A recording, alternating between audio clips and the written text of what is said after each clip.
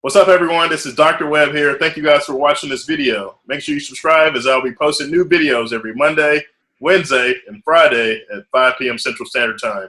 Today, I have Dr. Renee. She's going to tell us all about the wonderful field of medical journalism, as well as why she went into it and some advice for you guys. Welcome, Dr. Renee. How are you doing tonight? I am great. Thank you for having me, Dr. Webb. Awesome. Tell us about yourself and who you are and where you're from and kind of your education. So I am from a suburb of Detroit, Farmington Hills, Michigan. Mm-hmm. Born and raised. I went to Michigan State University. Go Green. And I went to med school overseas. So I started out in the Caribbean and I ended up finishing in England. Okay. Wow. And I always wanted to be like Dr. Nancy Snyderman. She was on Good Morning America when I was growing up, and then she switched to the Today Show. But I always wanted to be like her when I was younger, and my mother was like, we don't really know anyone on TV, so I think you better just focus on being a regular doctor and not that. And lo and behold, when I graduated med school, I got a radio show on satellite radio, and at the time it was XM radio, and we were actually one channel from Oprah, from her channel. Wow. And it was a channel for medical professionals. We talked to other medical professionals, which was still not my goal. My goal was to educate the masses via television and health, but not other medical professionals. So I was getting closer because I figured if I can, get on satellite radio and my family overseas can hear me, then clearly I'm, going down the right path. Wow. And then, shortly thereafter, I did just a little something for my job on one of the local channels here in Chicago and was like, oh, okay, slowly but surely we can make this happen. And so 4 years ago, my daytime job was eliminated and I went full-time doing this, and I'm not looking back. I love it. This is what I always wanted to do with my medical degree. Gotcha. So after med school, you finished med school in England. And did you go into residency or did you went straight into your radio show? So I didn't go into residency. I actually worked for a medical malpractice firm here in Chicago, reviewing med mal cases. And I keep saying that I was going to do a residency. Yeah. When I did further research, I had found out that was not absolutely necessary because I found other doctors who were very successful in doing what I wanted to do that had not done a residency. And I said, oh.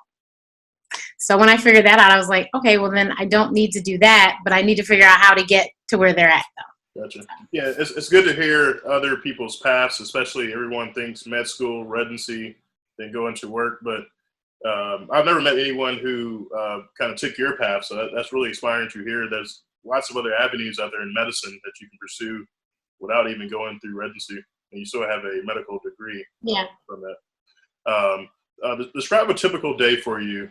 You mentioned that you do this full time now, but how did your days usually start? Do you roll out of bed at your own time and then get to the office and then do some work, or how does it go for you? So the office is right here with me. Okay. So wherever I'm at is where my office is. I travel a whole lot, so it's a good thing that the office travels with me. My computer is my office. So as long as I have my computer, I'm good. So I wake up when I feel like waking up. The only time that I set alarms is if I have a morning meeting or a morning call because I don't want to oversleep. Although my body clock, I usually intend to wake up early, and then I remind myself you don't have to be up, so I go back to sleep. Gotcha. Like I get up at 5 for some crazy reason, so then I'm like, what are you doing? And then I go back to sleep. I get up at 9. So then I just get to the computer and see. So if I have deadlines for stuff I have to write myself, then I start writing writing for those, for whatever publication I have to write for. If I have to prep for an interview, I prep for that. And then I also, in addition to doing my own medical journalism, I am actually a publicist for other doctors. Right. So I help them to do exactly what I do, which is to talk about medicine on television, radio, print, and online media. So I pitch a lot, and then I do a lot of meetings with different entities to to get other opportunities for them. And then if I have, like my clients, if they have television, radio, or anything like that, I go with them. So if it's here in Chicago or if it's in LA or wherever, I'm there. So we go, I'm making sure that I've texted them and reminded them, oh, we have this today. I'll see you at this time.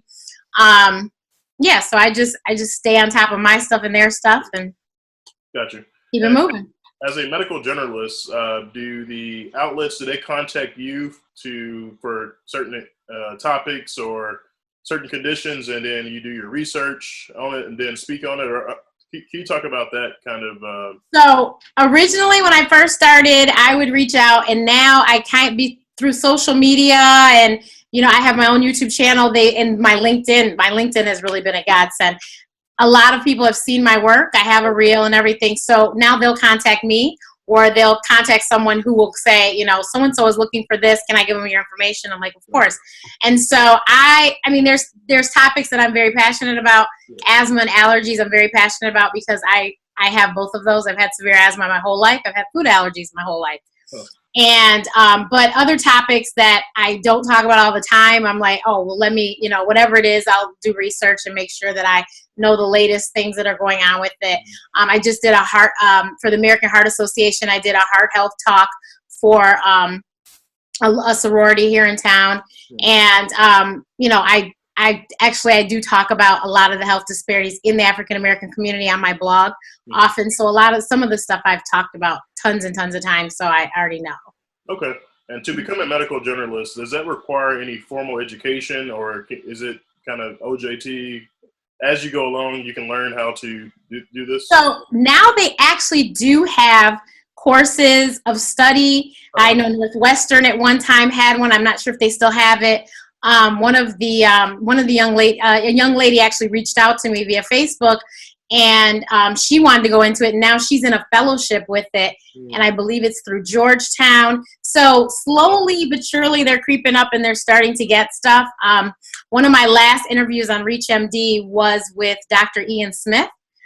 That was the show I did. That was the channel I was on XM, and he spoke about this course that they do have at Northwestern, but that was maybe 6-7 years ago, so I don't know if they still have it, but they had that at the time. For me, a lot of it was, I did forensics in high school. I did public speaking between forensics and just doing a lot of theater and a lot of stuff. I just did public speaking. That's what I did. Now, the writing part, that was the fun part because I was not a writer. I tell everyone I play one on the internet because I'm a scientist, so I write very scientifically, but I can explain things. If I'm talking, I can explain things so that the average layman can understand it. So I can break down the medicine so that they get it. So I just had to figure out how to translate that and type it so that it was grammatically correct. Gotcha. And so I've had columns in several different publications online. I've had, articles in Ebony, different magazines as well. But that was the thing for me, was the writing was more I was like, but the speaking was never a problem. It was the writing that we had to. My sister was my editor for a long time, and she would edit my stuff for me. And so, now I'm pretty good now. I can pretty much wing it. Gotcha. You mentioned Ebony and Essence. Can you speak about some of the other outlets that you've been on? I saw Oprah Show. Yeah. And, can you talk about some of those? So I had a column on MadameNoir.com. Ask Dr. Renee. Diary of a First Time Mom. Okay. GoodEnoughMother.com. My column is called The Doctor Is In. Black and Married with Kids. Ask Dr. Renee was the column there as well. Where else have I been? Ebony, Essence. I've been on Sway in the Morning. Sure. And People to People, which plays on WGN America. Uh-huh. It comes on very early on a Saturday morning, but my mother was so happy to see it. So. Gotcha. And as you mentioned, Oprah. I've done Oprah. I've been. I was interviewed by Oprah twice. Gotcha. Oh, awesome. For the people who go to medical school, become complete residency, and then they go work as a specialist or whatever job they have as a physician, in addition to a medical journalist, is that possible? And what kind of recommendations would you have for those individuals? Someone who's all of my clients completed residencies, and all of my clients but one two practice currently, and one of them she quit practicing while we were working together. Okay. But I think the biggest thing is you need to practice. So I think blogging is the best way to practice as far as the writing portion, because you don't need anyone's permission. You can talk about whatever you want to talk about. It's your own platform. Sure. So you start your own blog and write. And as far as speaking, you might need to create your own outlets there too. Now you can do Facebook Live, you can do IG Live, you can do YouTube. There's all these different places where you can get accustomed to being in front of the camera and speaking. And the way it is now, just like we're doing this interview, you can do interviews, you can do all sorts of stuff now. So that's a good way to get yourself familiar with being in front of the camera, because that's what startles a lot of people. If you're not familiar with being in front of the camera, that's what'll get them. And then they're like, wait a minute, you have literally, for a lot of those segments, you have like 2 or 3 minutes. So you need to know what you're going to say and say it and get your point across in that amount of time, or else it was like, what's the point? Yeah, gotcha. Awesome. What other advice would you have for, you mentioned some advice for people interested in medical journalism, but any other advice for people out there that are interested in the field of medicine, or they may think that the path to become a physician and then that's that direct path? You can do lots of other things out there in the medical field. What kind of advice would you give them? I think mentorship is the best thing in the world. If I didn't have the mentors that I had, I wouldn't be where I am now. Okay. I had an OBGYN that was my mentor ever since I was in high school, because that's what if I was going to practice, that's what I would have chosen. That's my profession I would have chosen. And so I had her. And then when I started doing this publicist stuff, I have several publicist mentors. Dr. Rachel Ross, that used to appear on The Doctors regularly. She's a mentor to me because I was with her before she got on The Doctors, when she was doing radio stuff. I've been there like every step of the way. And so she helped me. She allowed me to be there to witness it. And I understood, and she taught me. And, I got to, go to a lot of places because of different things that she was doing. Mm-hmm. So I think mentorship is the best thing ever. If I had not went and worked with the OBGYN, I would have never known that I could, that is really, I always said that's what I wanted, that I liked it, but until I actually was there, I didn't know it. And I worked there 3 summers, I think, in college. Yeah. I worked at a pediatrician's office in high school one summer and decided that is not for me. So I think that if you sit there and you get to do some things, or you watch people, you can figure out quickly, is this for me? Is it not? I had a little cousin that swore he was going to be a cardiologist because they made a lot of money. And he's not quite 10 years younger than me, but he's young enough where I was like, please don't do this. If that's why you're doing it, it's the wrong reason to do it. Gotcha. And he thought I was crazy. And I said, no, I'm telling you, trust me. If you are doing this for the money, you are doing it for the wrong reason. Med school is not easy. Yeah. This whole life is not an easy life. Yeah. And he didn't even make it out of undergrad. So, wow, yeah. So I'm like, dude, I know what I'm talking about. I know what I speak. Gotcha. Yeah. All right. And you've accomplished a lot so far as a medical journalist and publicist. What do you see yourself in 5 to 10 years? Or you have any plans upcoming for you or your company? So I'm working on my own talk show, and so that is the ultimate goal. I don't know if it'll be in 2018, but maybe by 2019. Okay. Just this year, 2017, I got my own show. Technically, it's called Out of Office with Dr. Renee. So I'm in 45,000 doctors' offices across the country every day. When you're sitting in the waiting room on the flat screen, you'll probably see me. Wow, that's awesome. And so that's really cool, and I never expected that to happen, and that happened. And so, like I said, we're just slowly chipping away at it. My clients are doing really amazing things, and I think that you'll see in 2018, you'll see more of them on a national platform. So big shows like The Doctors, like Dr. Oz, like CNN and HLN. So yeah, that's where we're going. Okay. I'm not sure if you were able to, but are you able to mention some of the clients that you have? Yes. Okay. So my clients were on with you, of course, the twin doctors. Okay. So Dr. Jamil and Idris Abdurrahman, and Dr. Shannon Klingman created Lumi deodorant, which is the deodorant for underarms and private parts. She is changing the narrative on feminine hygiene. Wow. She's also a board certified OBGYN, just like the twins. She does not practice, though. She solely runs her company, which is creating this deodorant that is selling really well. And I do work with some other entrepreneurs that are not doctors, but, you know, I have I think affinity for helping small businesses and entrepreneurs, because that's how I started. Gotcha. All right, Dr. Renee, if anyone wants to contact you or even work with you in the future, how can I get a hold of you? So my email address is very simple. It's info@askdrrenee.info. So AskDrrenee.info.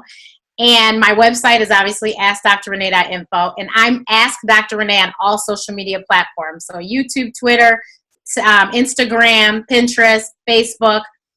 And I will respond to anything. Just send me a message. All right. I'll put links to all those descriptions, links to all of those in the description for the links. Thank you so much for coming on with me tonight. I do have 3 last questions for you, and I ask this to all my guests that come onto the show. What is your favorite thing to do outside of medical journalism? I think just being with my family. Okay. What is your favorite food? Gosh, my favorite food. For the longest, it was fried chicken. I don't think it's fried chicken anymore. Oxtails. Oxtails. Oh, good choice. And what has been your favorite interview or segment that you have been on, your most interesting one or favorite one?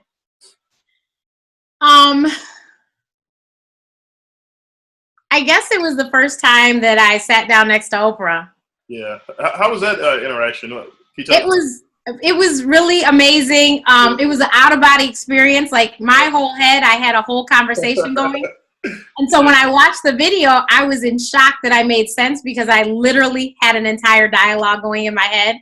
Like, wow, her hair's really gray. Wow, you have 2 big heads. Wow. Yeah. Like, I just had all this going on, and I can't believe that I answered what she was saying to me in the right timing, because I seriously was saying all this in my head. She had a death grip on my hand, too. She squeezed it so tight, she wouldn't let go. Yeah. And so in my head, I go, well, I guess I'm not going anywhere. Like, I just had this whole conversation. And the video, of course, on my YouTube channel, you can see. But everyone that watched was like, oh, you were natural. It looked like you guys are old friends. And I was like, really? When I tell you, I felt like I was sitting outside of it watching. I was just sitting there talking to myself in my head. That's funny. Yeah. But on my show, my favorite interview, I think, is my interview with Lisa Nichols. We had an hour-and-a-half conversation. It was amazing. Yeah, and I saw some of your other interviews with Michelle Williams, with Eddie Riley. Yeah, Guzman, is she a publicist? Is it Elvira? Oh, Elvira Guzman. Yeah. That was my very first episode. Oh, really? Yeah, yes. Awesome. Okay. He was Steve Harvey's publicist for 9 years. Yep. Well, Dr. Renee, thank you so much for joining us tonight. Congrats on all your success and your inspiration to a lot of people out there, especially people who may not know exactly what path they want to take, or they think that medicine, going to residency, or finishing med school, going to residency, and just doing that's all that's out there.